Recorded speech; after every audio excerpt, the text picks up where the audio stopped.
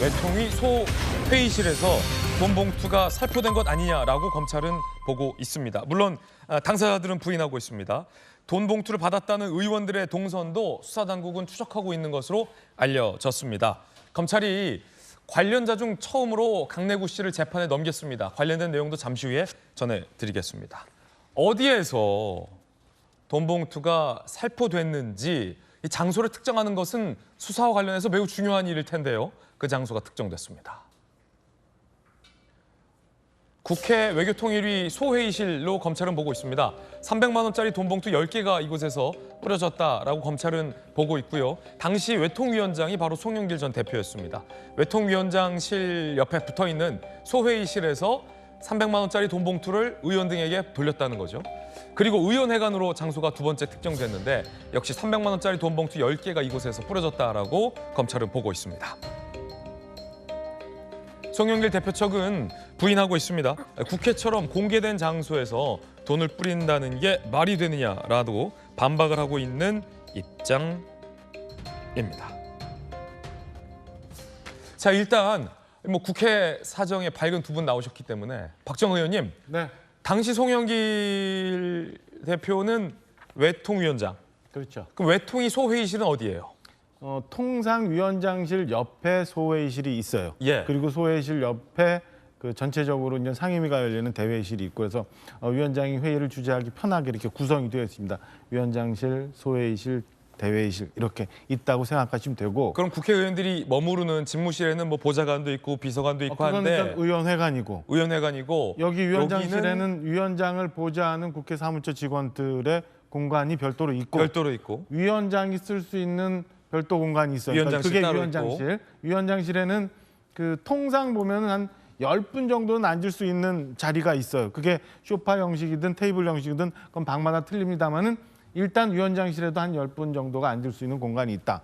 그리고 이 소회의실은 저희가 보통 보면 법안 소위하는 거 이렇게 가끔 자료 화면으로 보시잖아요. 네네네. 의원들이 넓게 마이크 쓰지 않고 한 1m, 1.5m 정도 되는 테이블에서 같이 마주 보면서 이렇게 얘기하는 그게 법안 소위인데 그 법안 소위가 통상 이루어지는 것이 소회의실입니다. 그러니까 이 소회의실에도 한 뭐 여유 있게 잡으면 10대분에서 20분 정도가 앉을 수 있는 테이블과 의자가 구성이 되어 있죠. 그렇군요. 송영길 대표 측의 반박은 한민수 대변인님, 네. 아니 국회만큼 공개된 장소에서 어떻게 이 돈 봉투 뿌리냐, 큰일 난다 이런 입장이에요? 일단은 저는 뭐 돈봉투 의혹 사건이죠. 지금 현재까지 의혹인데도 그럼에도 불구하고 이런 일이 민주당에서 있었다는 의혹 자체만으로 국민 보기가 참 죄송스럽고 네. 민망한 점이 있습니다. 이게 이제 우리 국민들 사이에서는 돈봉투 의혹 사건 하면 한 10여 년 전에 지금 국민의힘에서 있었죠. 그리고 없어진 줄 알았는데 지금 이제 의혹이 나왔습니다. 그렇고 근데 저는 이제 그거와 지금 이제 진술이 있는데 저도 이제 국회에서 이제 공보수석도 하면서 근무를 해봐서 그 구조를 아는데 네. 일단은 그 검찰이 무슨 뭐 이렇게 기사를 보니까요 동선을 요구했다고 하는데 전 국회의원들이 이 상임위 회의 소회의실이나 갈 때 따로 이렇게 출입 기록을 찍는 절차가 없거든요. 그럼 그거를 어떤 식으로 알아낼 수 있을지 특정할지. 그러니까요. 그리고 이게 4월이라는 거 아닙니까? 4월은 국회가 지금 국회법에 따라서 2, 4, 6, 8 이렇게 짝수달은 의무적으로 열립니다. 국회가 열린 상황이기 때문에 의원들이 본청이나 상임위원실에 들락달락해요. 그래서 그거 가지고 어떤 의원들이 특정 시간대에 왔다는 기록을 달라고 할 때 과연 그 기록이 특정될 수 있을까 이런 생각이 들고 그다음에 저는 이제 기사를 보면 이제 송영길 당시 이제 후보 민주당 전당대회 후보 측의 지지원 모임이었다고 하는데 우리가 지금 그 이른바 그 돈봉투 의혹 사건에 나오는 자금들 있잖아요. 이거는 대의원이 됐든 그 의원이 됐든 본인을 송영길 의원을 찍어달라고 돈을 줬다는 의혹 아닙니까? 근데 송영길 의원을 지지하겠다는 의원들한테 그 돈을 그 목적으로 준다? 전 그건 선뜻 이해는 안 돼요. 여러 가지 의문이 있다. 왜냐하면 그래서 용처라는 게 만약 실제로 그 돈이 갔다면 용처가 뭘까 이런 생각이 좀 들고요. 그 자리에 또 이성만 의원도 받아갔다는 식의 기사가 있는데 이성만 의원은 본인이 지금 검찰 주장에 따르면 900만 원을 마련했다는 사람인데 그러면 900만 원을 마련한 사람이 그 자리에 와가지고 윤관성으로 또 300만 원짜리 돈 봉투를 받아갔다? 저는 조금 검찰이 뭐 수사를 잘 하겠습니다마는 일단 진술 외에도 어떤 물적 증거랄지 함정 추론할 수 있는 증거들이 좀 많이 나와야 되지 않겠나 이런 생각이 듭니다. 예. 자, 그렇다면 그 외통위원장실 옆에 붙어 있는 소회의실 등에서 어떻게 돈 봉투가 살포됐다는 건지 그날의 상황 검찰이 보고 있는 좀 더 자세히 살펴보겠습니다.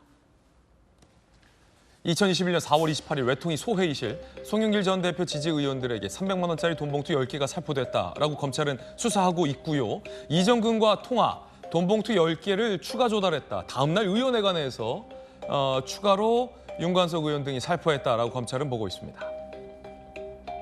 김수경 교수님. 그러니까 10개로는 돈 봉투가 부족했다. 검찰이 이렇게 보고 있는 거군요.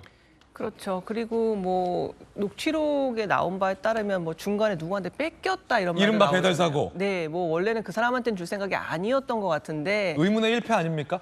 줄 생각 없었는데 안 주려고 했던 사람한테 돈 봉투를 뺏겨서 이게 수량이 부족하다. 배달 사고 났다. 그래서 결국은 10개를 더 준비해서 그 다음에 의원회관을 돌면서 돈을 살포했다라는 그 녹취록이 나와 있죠. 그 녹취록만 봤을 때는 아마 그렇게 된 것 같아요. 그러니까 맨 처음에는 누구누구를 주려고 생각을 했었는데 아 형님 저도 주세요 해가지고 이제 줬고 뭐 그 과정에서 뭐 이정근 사무부총장이 예. 뭐 호남은 꼭 챙겨줘야 된다 이런 얘기도 나왔었고 그래서 이제 모자라게 되니까 돈을 더 달라고 해가지고 10개를 더 만들어서 의원회관을 돌면서 돈을 돌렸던 거죠. 물론 지금 송영길 전 대표 측에서는 이렇게 사람들이 많은 국회에서 그렇게 돈을 줬을 리가 있냐라고 항변을 하고 있지만 또 한편으로는 그만큼 이게 대수롭지 않은 일이었나? 뭐 국회에서 이렇게 그냥 버젓이 돈을 물론 이제 밀폐된 공간 무슨 방 안에서 주긴 했지만 이게 국회에서 돈을 줄 만큼 이게 별일이 아니었던 걸로 생각했던 건 아닌가 싶기도 하고요. 또 이게 뭐 지지의원 모임이라면 사실 원래는 지지를 보내는 사람인데 더 돈을 줄 필요가 뭐가 있었냐라는 주장도 물론 가능하겠습니다만 지지를 보내는 사람한테 수고비조로 줬을 수도 있고요. 아, 고생한다. 고생한다. 더 열심히 해라라는 의미로 줬을 수도 있고 아예 지지를 안 할 것 같은 사람한테는 줘봐야 의미가 없고요. 이렇게 좀 애매한 사람들, 조금 지지를 하긴 하지만 좀 더 챙겨줘야 되는 사람들, 그래야 더 열심히 일할 것 같은 사람들한테 줬을 수도 있기 때문에 뭐 예. 그런 여러 가지 설명은 다 가능하다고 봅니다. 그렇군요. 그래서 물론 검찰 조사에서 자세한 정황들이 나와야 되지만 지금 강래구 감사 같은 경우에는 비교적 자기가 저지른 일에 대해서는 인정하고 있는 상황이라고 해서 이렇게 수사 자체가 그렇게 어렵지는 않은 상황이 아닌가 그렇게 추측해 봅니다. 예, 그날의 상황이 녹취록에 자세히 담겼습니다. 녹취록 한번 들어보겠습니다. 똑같이 그렇지. 어제 그만큼. 그래서 내가 여기 5명이 빠졌더라고 오늘 안 나와갖고. 그래서 뭐 오늘 빨리 그래야지 내가 여기 회관 돌아다니면서 만나서 처리하거든. 그래 해결할게요. 예. 그래서 그치. 우리 하여튼 이나 이나 이나 이 둘은 또 호남이잖아. 거기 해야 돼 오빠. 그러니까. 아이 오빠 호남은 해야 돼. 그래서 나는 인천 두라고 원래 안 주려고 그랬는데 얘들이 보더니 또 형님 얘 한 개 우리도 주세요. 또 거기서 3개 뺏겼어. 제 궁금한 건 박성미 변호사님, 그 뺏어간 사람, 줄 생각 없었는데 앗아간 사람, 형님 우리도 주세요 해서 인천 두라고 누구 한 3명한테 돈 봉투를 뺏겼다라고 나오잖아요. 그 돈 봉투를 받은 사람들은 처벌 수위가 돈 봉투를 준 사람보다 약하다라는 것은 이제 기사에서 저희들이 많이 봐서 알고 있는데 이거 적극적으로 달라고 해서 뺏어간 사람들은 어떻게 되는 거예요? 사실 정당법에 따르면 당대표 경선을 목적으로 돈을 주는 사람, 돈을 받는 사람 모두 법정형 자체는 동일합니다. 법정형이 3년 이하 징역 등으로서 실제 양형상으로는 준 사람에게 더 높은 형을 부과한다고 하더라도 법정형 자체는 동일하니 그렇군요. 적극적으로 돈을 제공 요구해서 받아간 사람이 실제로 나타난다면 그 받은 사람도 준 사람에 못지않게 중한 처벌을 받아야 하지 않을까 예상을 해보고 두 번째 질문. 그러면 받은 사람 중에서 사실은 이게 무슨 돈인지도 모르고 그냥 열심히 뭐 저 밥 좀 사 먹으라고 해서 난 그 밥값 한 대 썼다 모르고 받았다라고 한 사람하고 적극적으로 주세요 하고 받아간 사람하고 좀 처벌 수위가 달라집니까?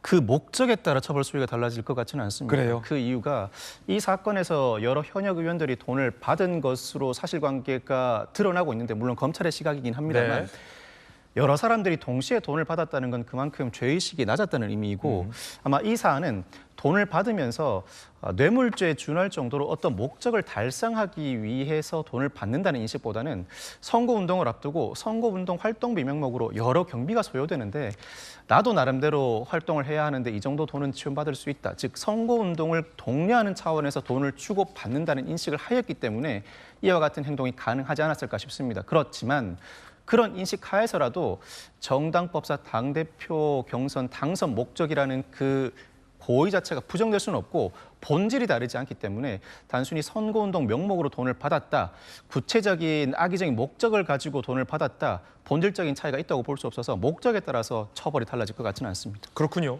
일단 당사자들은 의혹을 강하게 부인하고 있습니다.